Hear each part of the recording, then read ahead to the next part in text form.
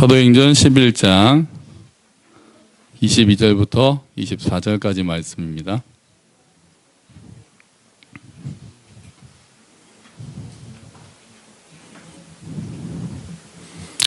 찾으셨습니까? 우리 아이들 다 찾았어요?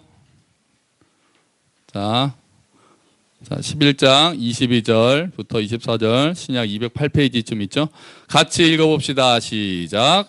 예루살렘 교회가 이 사람들의 소문을 듣고 바나바를 안디옥까지 보내니 그가 이르러 하나님의 은혜를 보고 기뻐하여 모든 사람에게 굳건한 마음으로 주와 함께 머물러 있으라 권하니 바나바는 착한 사람이요 성령과 믿음이 충만한 사람이라.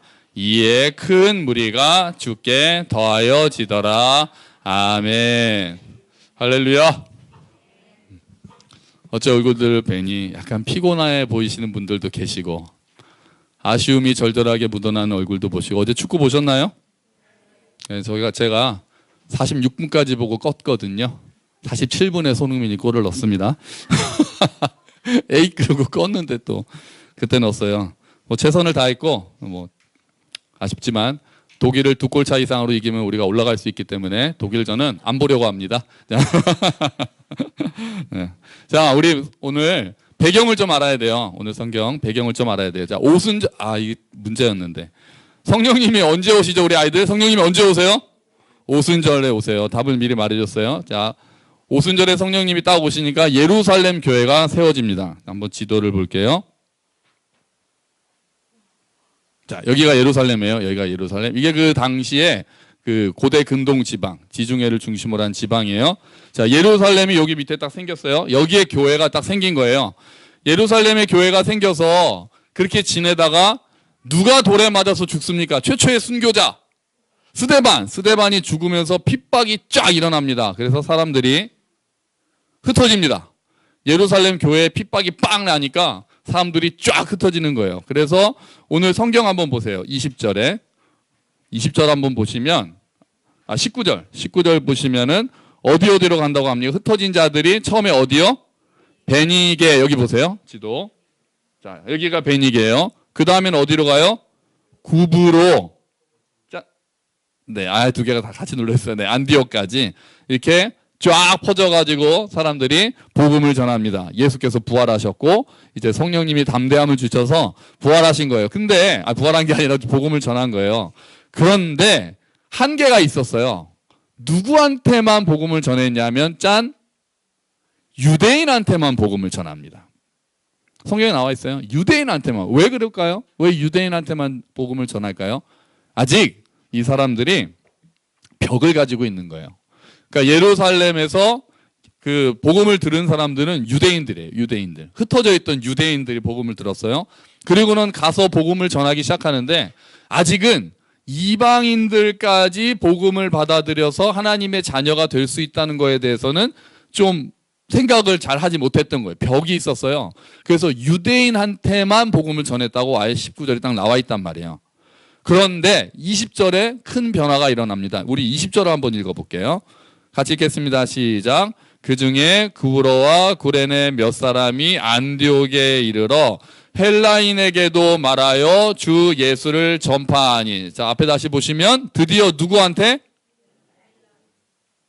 헬라인한테도, 그러니까 이방인한테 복음을 전하기 시작했어요. 그 사이에 무슨 일이 있었는지 모르겠어요. 근데 깨달음이 시작된 것 같아요. 예수께서 땅끝까지 이르러서 복음을 전하라고 한 게 땅끝에 있는 유대인들에게 전하라는 게 아니라 이방인들까지 하나님이 계획하신 게 아닐까라고 생각했나 봐요. 그래서 교회가 최초의 이방인 중심 교회가 어디에 세워지느냐? 딱 안디옥에 세워집니다. 이게 안디옥 교회가 최초의 이방인 중심 교회가 돼요. 그러다 보니까 안디옥 교회가 나중에 뭐를 되게 열심히 할까요? 막 보내는 거. 뭘 열심히 할까요? 선교를 열심히 해요. 그래서 바울이 선교 여행 다닐 때 바울을 든든하게 지원해 준 교회가 안디옥 교회예요. 그래서 1차 여행도 안디옥에서 출발해서 안디옥으로 돌아오고 2차도 안디옥에서 출발해서 돌아오고 사도 바울의 선교 베이스 캠프가 되었던 곳은 바로 안디옥 교회가 되겠습니다. 자, 최초의 이방인 중심 교회가 됐으니까, 그러니까 이거는 아직 바울이 세운 교회가 아니에요. 안디옥 교회는 누가 세웠는지도 모르게 이방인에게 복음을 전했는데 사람들이 막 몰려들기 시작해서 굉장히 막 부흥이 일어나기 시작한 거예요. 그 소식을 누가 들었을까요? 어느 교회가 들었을까요? 예루살렘 교회가 딱 들었어요. 그러면서 야, 들었어? 안디옥에 지금 교회가 세워졌는데 이방인 중심이래. 거기 사람들이 막 부흥하고 있대. 교회가 부흥해. 사람들이 몰려든대. 이런 얘기를 딱 들으니까 예루살렘 교회가 진짜? 희한하네.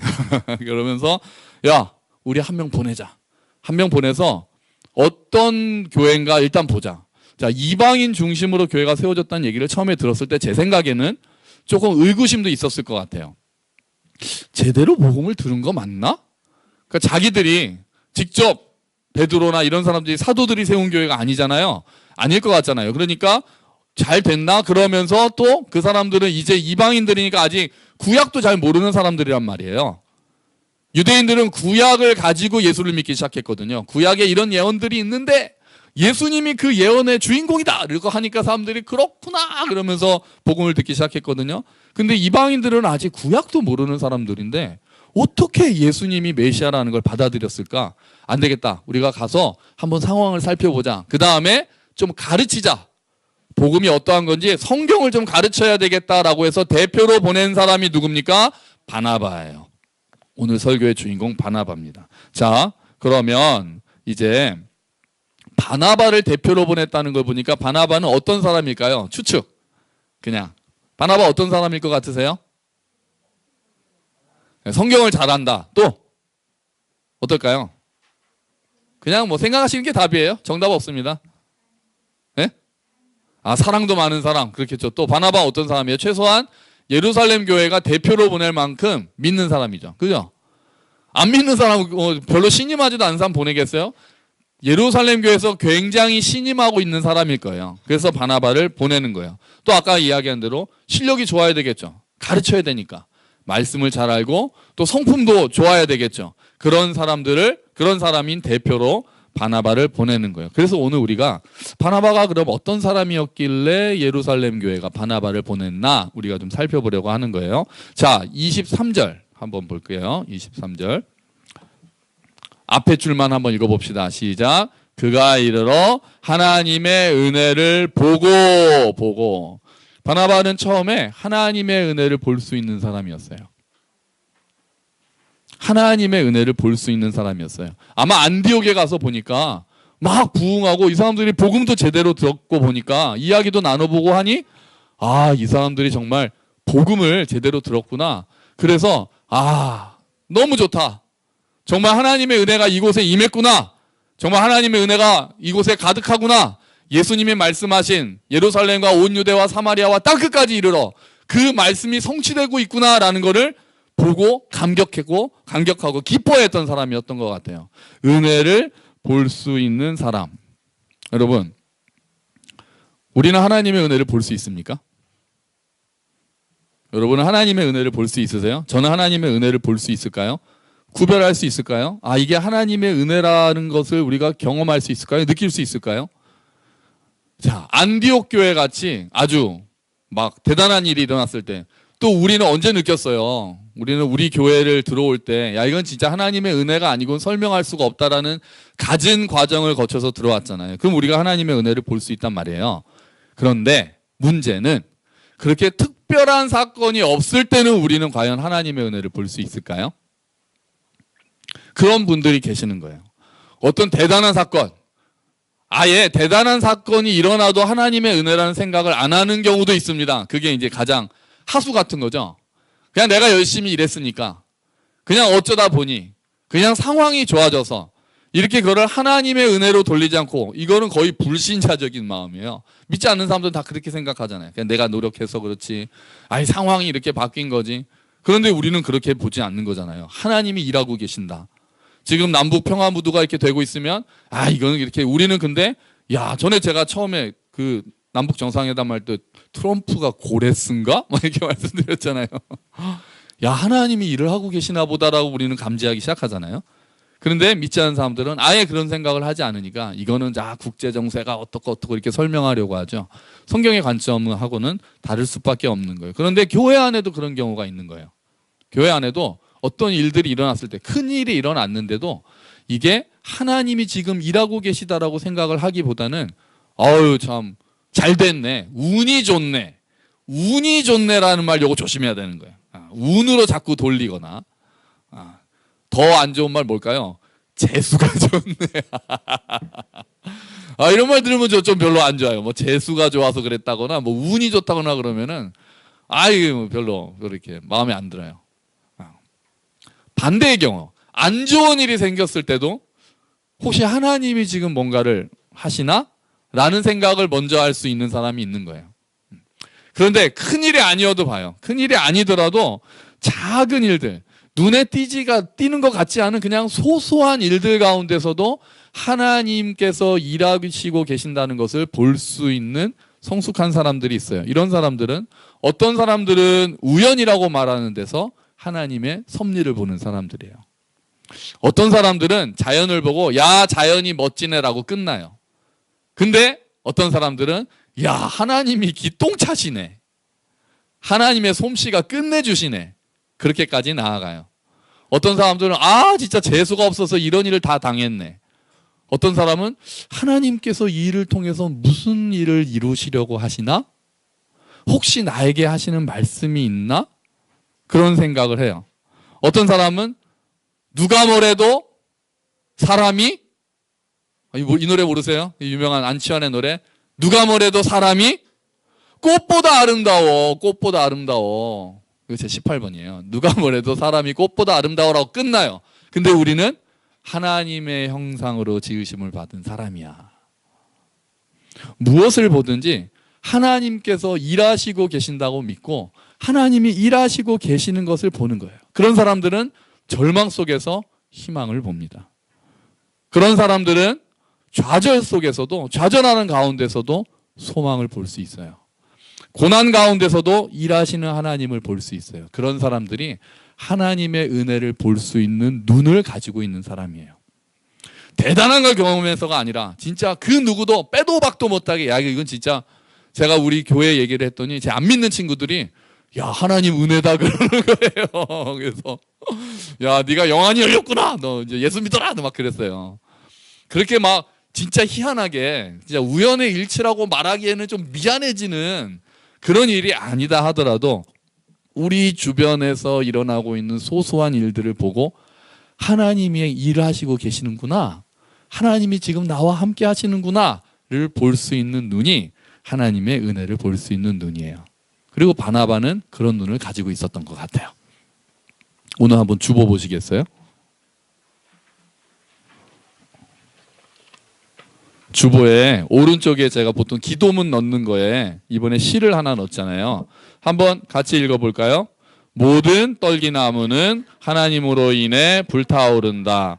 그러나 오직 그것을 본 사람만이 자신의 신을 벗는다. 뭐 아멘은 아니어도 이게 누구 얘기겠어요? 일단은 누구 때문에 나온 얘기예요? 모세잖아요.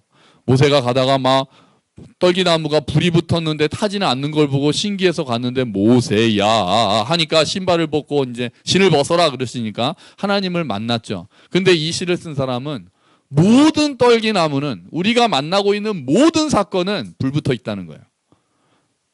모세는 신기하게 그 하나를 봤어요. 신기한 경험을 통해서 야, 이건 진짜 하나님 음성까지 들으면서. 그런데 지금도 모든 떨기나무는 이미 불타오른다는 거예요. 그런데 그거를 볼 수 있는 사람이 있고 그거를 보지 못하는 사람이 있다는 거예요. 그리고 그것을 본 사람은 그 자리에서 신을 벗고 하나님께 경배하는 거예요. 하나님 지금 말씀하시는군요. 지금 이렇게 일을 하시는군요. 새소리를 들어도 하나님을 찬양하는군요. 새들이 그렇게 이야기를 할 수 있다는 거예요. 자, 여러분, 그러면 우리가 하나님의 은혜를 어떻게 하면 볼 수 있습니까? 하나님의 은혜를 우리도 보고 싶잖아요. 그래서 이거를 뭐라고 보통 표현하냐면은 영적 감수성이라고 표현해요. 영적 감수성. 영적 감수성을 개발해서 하나님이 일하시는 것을 민감하게 보라. 저는 이거는 다른 방법이 없다고 생각합니다. 내 관심을 하나님께로 돌리는 수밖에 없어요. 우리가 생각을 계속 바꿔야 돼요. 생각을. 말씀과 기도 맞죠. 말씀 충만하고 기도 충만하고 우리가 생각을 아예 처음부터 바꾸세요. 처음부터 이 모든 일들에 우연이 없고 나에게 일어나는 모든 일들이 하나님께서 개입하셨다라고 만약에 우리가 딱 마음을 먹고 보기 시작한다면 그 전에는 볼 수 없었던 것들을 볼 수 있어요. 전에도 말씀드렸다시피 이것도 하나님 그렇게까지 뭐 강박증처럼 하라는 이야기는 아니에요. 그런데 내 삶에 일어나는 일들이 하나님께서 다 아시고 이미 섭리하고 계신다라는 것을 우리가 받아들이고 믿고, 그거는 믿는 거예요. 증명이 되는 게 아니라 믿는 거예요. 그렇게 믿고 내 주변에 일어나는 일들을 하나님이라는 키워드를 통해서 해석하기 시작해보는 거예요. 이 일 하나님, 그리고 하나님께 여쭤봐요. 하나님, 지금 이 일 저에게 말씀하시는 겁니까? 안 좋은 일이 일어나도, 좋은 일이 일어나도 하나님 지금 일하고 계시는 겁니까? 지금 저에게 말씀하고 계시는 겁니까? 이거를 부단히 개발해야 돼요. 그러면 볼 수 있게 돼요. 분별할 수 있게 돼요. 아, 이렇게 하나님이 일하시는구나. 지나고 나면서 볼 수 있게 되는 일들이 많이 생기면 아, 하나님이 지금도 일하시는구나라는 그 감수성이, 우리가 그런 하나님의 일하심에 민감하게 되는 겁니다. 여러분, 하나님이 일하시는 것을 볼 수 있는 눈을 가지시게 되기를 주의 이름으로 축원합니다. 정말요. 정말요. 약간 삶은 복잡해질 수도 있어요. 처음엔 다 생각해야 돼요. 전에 하나님 생각 안 했다가 이제 하나님 생각해야 되잖아요. 전에는 주일날만 하나님 생각했다가 이제 월요일부터 토요일까지도 다 하나님 생각해야 되잖아요. 그럼 처음에 좀 피곤해요. 인정합니다. 처음에 좀 피곤해. 이것도 하나님 뜻인가? 뭐 생각을 안 하다가 하려니까. 근데 그게 어느 순간부터는 그게 자연스러워지면서 단순해져요. 삶이 좀 더 하나님 집중이 되면 단순해지고 정리가 되는 거예요. 그 전까지는 그냥 산만하게 펼쳐지는 우연의 일치들로 가득 찬 내 삶이 언젠가부터는 하나님의 인도하심이라는 포커스가 쫙 맞춰지면서 정리가 되기 시작하는 거예요. 처음에는 복잡한 시간 좀 지나셔야 됩니다. 그래도 내일부터 하세요. 아니, 오늘부터 하세요. 오늘부터. 그냥 들려오는 말 한마디가 나에게 하나님이 하시는 말씀. 그런 거 경험하거든요. 저도 얼마 전에 그저께도 제가 이건 하나님이 나한테 주시는 응답이구나. 그게 어떤 경우에는 누구의 말, 그게 한 테마를 가지고 성경 말씀, 또 제가 읽던 책, 또 신문, 이렇게 돌아가면서 제가 확증을 받은 게 있거든요. 그렇게 하나님이 하시는 거를 좀 우리가 잘 봤으면 좋겠어요. 자, 우리가 어디서나 불타오르는 하나님의 떨기나무를 볼 수 있는 눈을 가지시기를 축원합니다. 얼마나 멋지겠어요. 그럼 우리 삶이 얼마나 경의로 가득 차겠어요. 우리 삶이 지루하지 않고 얼마나 다이내믹해지겠어요.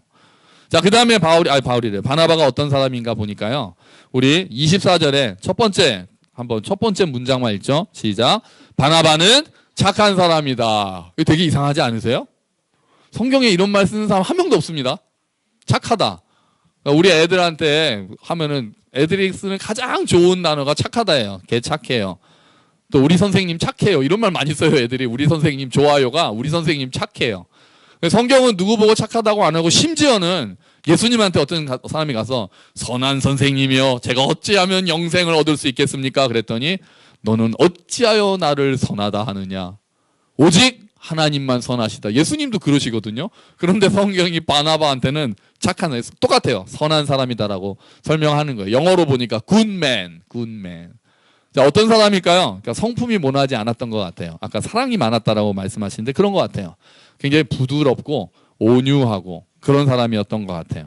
자, 정말 인품이 좋았으니까 예수님도 하지 말라도 착하다는 말을 쓰지 않았겠어요?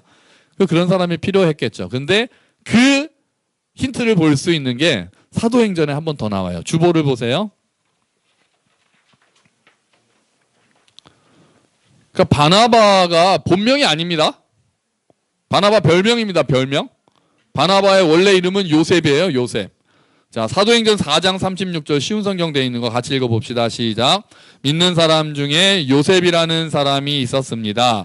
사도들은 그 사람을 바나바라고 불렀습니다.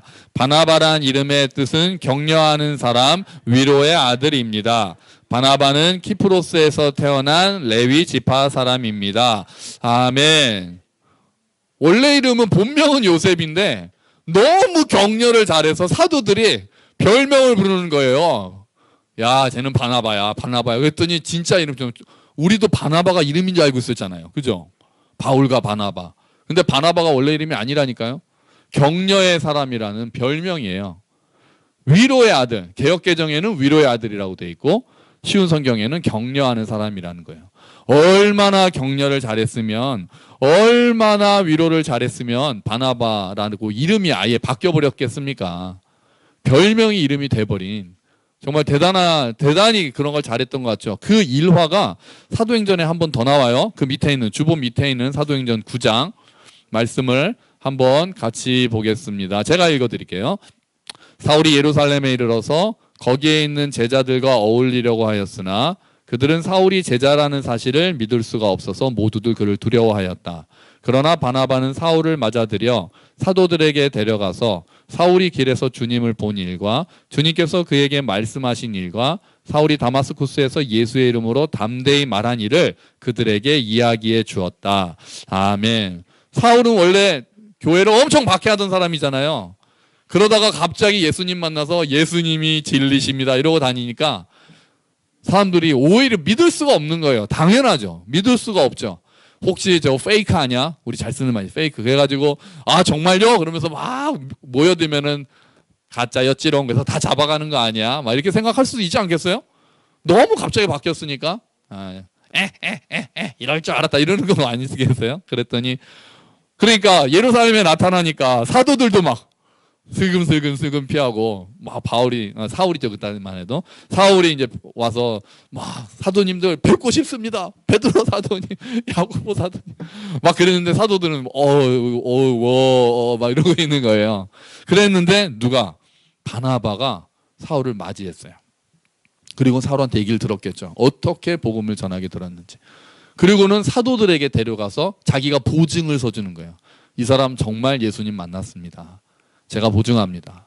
제가 만나서 이야기를 해보니 그리고 이 사람이 이제 바뀐 삶을 보니까 정말 예수님을 만나고 복음 안에 들어온 사람입니다. 하나님의 자녀입니다라고 보증을 서준 사람이에요. 정말 격려를 잘하는 사람이죠. 얼마나 사울을 격려하고 그 사이에 중재를 잘했겠어요. 피스메이커, 화평하게 하는 자였던 거예요. 바나바는. 싸움을 일으키고 분란을 일으키는 사람이 아니라 중재해주고 화해시켜주고 격려해주고 위로해주는 그런 사람이었던 거죠. 그러고 보니까 오늘 성경 말씀의 23절 한번 볼게요. 23절에 보니까 그가 이르러 하나님의 은혜를 보고 기뻐하여 모든 사람에게 굳건한 마음으로 주와 함께 머물러 있으라. 다음에 뭐라고 돼 있어요? 권하니. 그 말을 듣고 보니 권하니도 굉장히 부드러운 느낌 안 드세요? 바나바쯤 되면 뭐라고 바꿀 수 있을까요? 저희 같으면은 명령하니 그럴 수 있을 것 같은데 권하니 그런 뭐 사전 지식을 보고 봐서 그런지 왠지 굉장히 부드럽게 얘기하는 것 같아요. 자, 지금 안디옥 교회는 어떤 교회입니까? 어떤 사람들이 많아요? 이방인들이 모였다는 얘기는 초신자들이 가득 찬 거예요. 초신자들이 이렇게 많으니까 이곳에 너무 센 사람이 가면 안 돼요. 욱하는 사람 가면 안 됩니다. 저 같은 사람 가면 안 됩니다. 욱하는 사람 가면은 하다가 이게 열리면은 그래가지고 니네가 예수 믿는 사람 맞아 복음을 이렇게 막 이러면은 이제 사람들 상처받아요. 그리고 막 기죽고 막 너무 센 사람 오면 안 된단 말이에요. 그러니까 바나바를 딱 보냈던 것 같아요. 위로하라고 격려하라고. 초신자들이잖아요. 아무것도 모르잖아요. 구약도 모르잖아요. 창세기부터 가르쳐야 되는 사람들이에요. 그래가지고 자 이렇게 다독거려주고 격려해주고 위로해줘야 교회가 든든히 설 수 있을 거 아니에요. 그래서 지금도 새신자를 위한 사역을 이렇게 말해요. 짠. 하나 눌러주세요. 안 되면 딱 눌러야 돼요. 예. 바나바 사역이라고 그래요. 바나바 사역 세미나. 이렇게 아예 말해요. 이 사람들은 누구를 대상으로 하는 사역일까요? 새신자. 교회 처음 오는 사람도 있으면은 처음 오셨어요. 그러면서 특히 믿음이 없다가 이렇게 돌이켜 오는 사람들을 보면은 잘 이렇게 해주는 그런 일이에요. 꺼주세요. 자, 그 다음에 바나바는 어떤 사람이었습니까? 우리 다시 한번 보면은요. 24절에 바나바는 착한 사람이요. 그 다음에 뭡니까? 성령과 믿음이 충만한 사람이라. 성령과 믿음이 충만하다. 성령 충만과 믿음 충만은 분리되지 않습니다. 믿음이 충만한데 성령이 안 충만하다. 이건 말이 안 되는 거예요. 성령 충만, 믿음 충만, 말씀 충만 다 같은 말이에요. 그러면 성령 충만한 사람이 어떤 사람이에요? 우리는 보통 어떤 사람을 성령 충만하다고 합니까? 뭔가 이렇게 파워가 있는 사람. 이게 능력이 막 은사가 많이 나타나는 사람. 방언, 치유, 특별히 우리가 어떤 치유, 귀신 내쫓고 이런 능력이 있는 사람이면 우리 목사님 성령 충만하셔가지고 그리고 보통 목소리도 이런 목소리 갖고 있으면 안 돼요. 어떤 목소리 갖고 있어야 돼요? 할렐루야 이런 목소리 갖고 있어야 돼. 왠지 좀 이렇게 신령해 보이고 성령 충만한 것 같아. 그래서 제가 이 목소리 좀 이제 바꾸려고 제가. 그러니까 어제 집에서 보느라고 안 됐어요. 제가 월요일날 우리 한국 스웨덴전 같이 봤잖아요. 그 다음 날은 목소리가 약간 그렇게 됐어요. 현우야 이렇게 됐어요. 왜 전날 축구를 봐가지고 하도 소리를 질러서. 그 수련회 하면은 제가 목소리가 약간 쉬어요. 그게 어떤 사람들은 기도해서 쉬는 줄 아는데 레크레이션 제가 인도하느라고 우리가 레크레이션 끝내주잖아요. 레크레이션 아주 막 열기가 장난이잖아요. 그때 해가지고 다음날 목이 쉬어서 사람들이 은혜를 받아요. 우리 목사님 밤새 기도하셨나봐. 비밀이었는데 레크레이션에서 그래요. 그런 사람이 성령 충만하다라고 우리가 잘못 생각할 수가 있어요. 그런 사람이면 성령 충만한 사람이 아니다는 아니에요. 근데 성령 충만의 모습은 꼭 그렇게 소위 말하는 영빨로 드러나야 된다라고 생각하는 경우가 많아요. 근데 그렇지가 않아요. 우리가 주보를 보시면은 에베소서의 성령 충만한 얘기는 제일 잘 나와 있어요.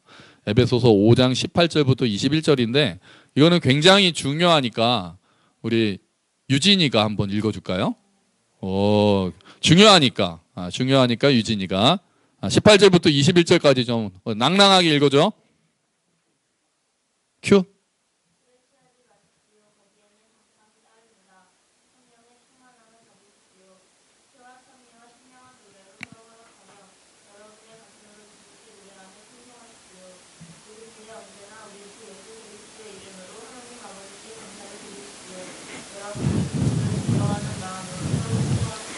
아멘. 유진이가 지난주부터 민나랑 민혜를 데리고 성경 읽기를 시작했거든요.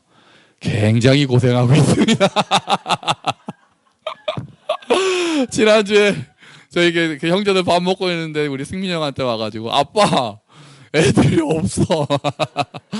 제일 큰 일이 애들 잡으러 다니는 일. 근데 그거를 승민이 형한테 얘기해봐야 아무 소용이 없거든요. 승민이 형이 뭘 알겠어요. 우리 형균 형제나 은경자매한테 가가지고 물어봐야. 그랬더니 이제 그 비법이 나오더라고요. 클레이 점토를 넣고. 그랬더니 좀 이따 와서는 클레이 점토만 해. 아주 고생하고 있어요. 우리 형균 형제나 은경자매가 맛있는 거 사줘야 돼요. 유진이는. 자, 우리 중고등부 애쓰고 있습니다. 파이팅. 오늘은 설거지도 좀 해야 돼요. 자, 일하는 자에게 더 일하라. 채찍질. 자, 어떤 걸 가지고 있어요? 성령 충만이 잘 나와 있거든요. 성령 충만한 사람은요, 어떤 사람이냐면은 18절이 굉장히 좀 신기해요.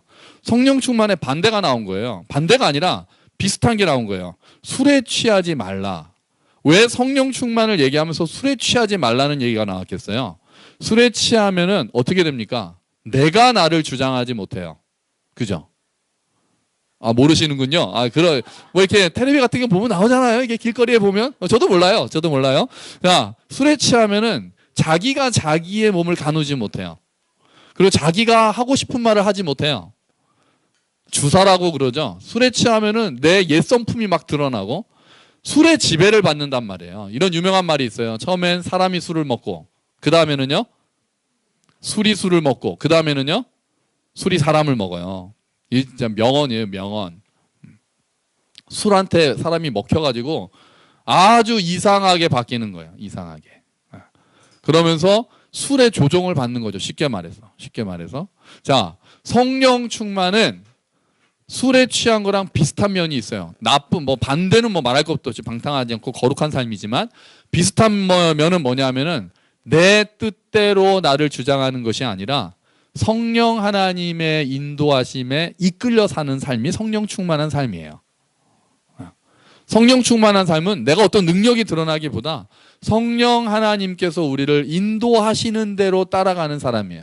술에 취한 사람이 자기의 뜻이 아니라 술의 뜻대로 움직이는 것처럼 성령 충만한 사람은 자기 뜻을 내려놓고 성령님께서 이끄시는 대로 가는 사람이 성령 충만한 사람인 거예요. 근데 그러면 어떻게 되는지 아세요?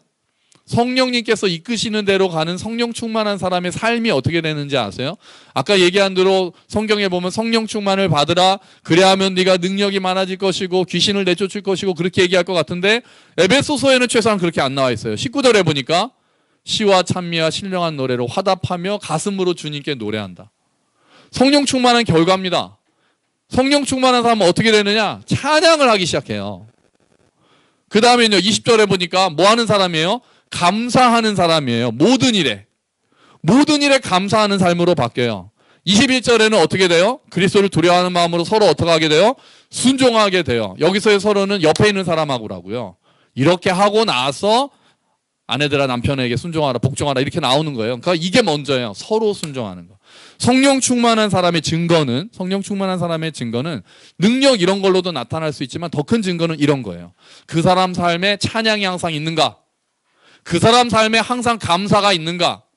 그 사람 삶에 서로 존중하고 다른 사람 지체들에 대해서 배려하고 순종해주는, 다른 사람의 말을 경청하고 들어주는 사람이 있는가? 바나바가 그런 사람이었던 거예요.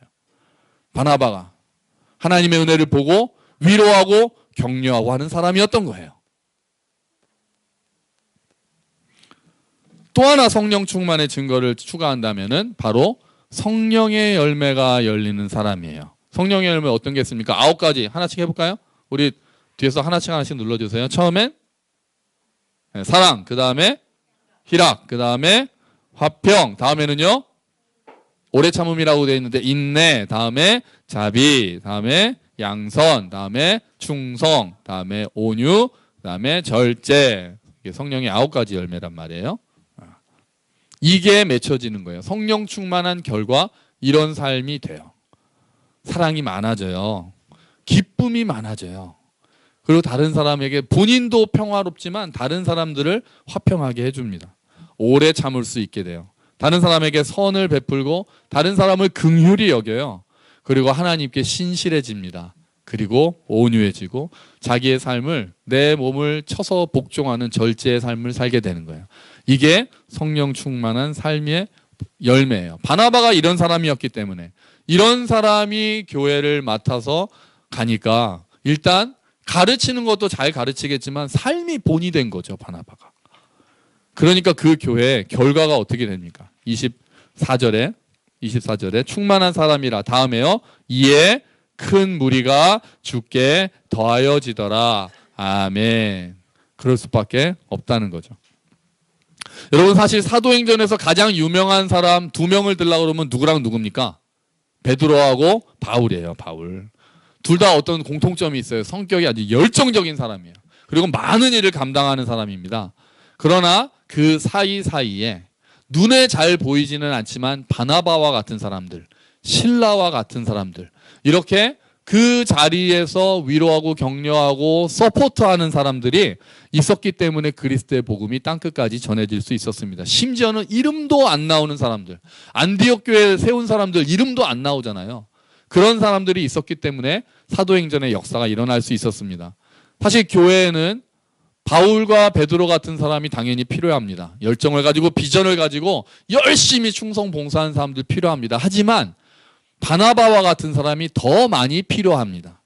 자기 자리에서 격려해주고 온유하고 조용히 기도하고 사람들에게 힘을 주고 위로해주는 사람들이 많은 교회가 안정적으로 성장할 수 있습니다. 열정적인 사람들이 너무 많고 바나바와 같은 사람이 적으면은 상처받거나 싸움이 일어나는, 본의 아니게 서로 세다 보면은 싸움이 일어나는 일이 많거든요. 바나바와 같은 사람들이 많아져서 그런 사람들을 감싸면서 함께 주의 일을 협력해서 할 때 교회가, 수가 늘든 교회가 성숙하게 되는 겁니다. 교회의 분위기 자체는 일단 바나바와 같은 분위기가 되어야 합니다. 교회에 왔을 때 막 뜨겁고 좋습니다. 하지만 더 좋은 것은 교회에 왔을 때 내가 격려받는다는 느낌, 교회 왔을 때 내가 공감받는다는 느낌, 교회 왔을 때 내가 사랑받는다는 느낌, 그리고 교회 왔을 때 내가 위로받는다는 느낌을 느낄 수 있는 분위기가 교회가 되어야 합니다. 특별히 처음 오는 사람이 있을 때는 더더욱 그러합니다. 우리끼리는 격려하고 위로하는데 처음 우리 교회에 누가 온다면 누구의 소개를 받고 오든 그렇지 않다 하던 왔을 때 내가 환영받고 환대받는가, 그렇지 않으면은 저기에서 벽을 느끼는가. 바나바와 같은 사람이 많은 교회는 환대하는 공동체가 됩니다. 사람을 이끌어주고 사람을 안으로 들어오게 하고 그 사람을 인정해 주는 게 되는 거죠. 우리가 다 바울이나 베드로 같은 사람이 될 수는 없을 것입니다. 하지만 여러분, 우리 모두는 바나바와 같은 사람은 될 수 있습니다. 내가 있는 자리에서 큰 능력을 발휘하는 것이 아니라 내가 할 수 있는 것으로 지체를 돕는 사람, 말 한마디 따뜻하게 하는 사람들은 우리가 될 수 있다는 거죠. 여러분, 우리가 정말 우리 교회 식구들이 바나바와 같은 사람들이 되기를 주님의 이름으로 축원합니다. 우리 교회가 바나바와 같은 분위기, 그런 교회가 되기를 축원합니다. 하나님께서 일하시는 하나님의 은혜를 볼 수 있는 사람, 그리고 선하고 착한 사람, 그리고 성령이 충만한 사람, 그래서 위로하고 격려하고 사람들을 환영하고 그런 사람들이 되고 그런 교회가 되어서 정말 사람들이 주께 더하여지더라. 우리가 함께 성숙하고 또 성장하기를 주의 이름으로 축원합니다. 아멘. 우리 같이 기도할까요? 내 삶은 어땠는지 잠깐 생각해 봅시다. 바나바와 같은 역할을 할 수 있는데 과연 했는가?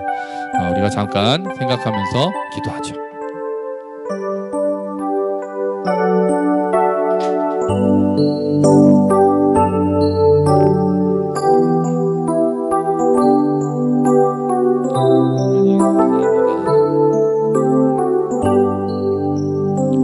바나바와 같은 사람들, 그 안에서 어떻게 이루어졌는지 하나님 생각합니다. 주여 도와주시옵소서. 교회 안에 하나님 위로와 격려가 충만하게 해주십시오. 내가 홀로 있는 것이 아니라는 것을 교회에 와서만큼은 깨달을 수 있도록 해주시고, 우리를 위해서 기도하는 사람이 있고 우리에게 관심을 가지는 사람들이 있다는 것을 알게 해주십시오. 하나님 아버지, 처음 오는 사람들이 혹시 있다면 새신자들 또한 우리 교회 안에서 위로받고 환대받게 되기를 원합니다. 하나님, 우리가 바나바와 같은 교회가 되고 그래서 주께서 많은 또 사람들, 상처받은 자들을 치유하고 또 처음 온 사람들을 말씀으로도 잘 양육하는 교회가 될 수 있도록 주님 도와주십시오. 우리가 선한 사람, 믿음과 성령이 충만한 사람들이 되도록 주님 은혜를 베풀어 주시옵소서. 감사합니다. 감사합니다, 주님. 하나님 아버지, 감사합니다. 주님, 바나바라는 정말 멋진 모델을 보여주시니 감사합니다. 하나님, 우리가 모두 바나바와 같은 사람이 되기를 원합니다. 우리 교회가 바나바와 같은 교회가 되기를 원합니다. 우리가 모두 하나님의 은혜를 우리 삶 가운데서 볼 수 있는 눈을 가지게 되기를 원합니다. 주여, 우리의 눈을 열어 주시옵소서. 우리가 선한 사람, 다른 사람들을 위로하고 격려하는 사람들이 되기를 원합니다. 그래서 서로가 격려해서 교회 안에서 내가 격려받고 내가 환영받고 내가 사랑받는다는 것을 우리 모두가 느끼고 경험할 수 있는 교회가 되도록 주님 은혜를 베풀어 주시옵소서. 우리가 또한 믿음과 성령이 충만하기를 간절히 원합니다. 우리 안에서 감사가 넘치게 하시고 우리 안에서 찬양이 넘치게 하시고 서로 돕고 서로 순종하는 삶이 되도록, 그리고 우리 안에서 성령의 열매가 풍성하게 맺힐 수 있도록 주님 은혜를 더하여 주시옵소서. 감사합니다. 이 모든 말씀 예수 그리스도의 이름으로 기도합니다. 아멘. 다 같이 자리에서 일어나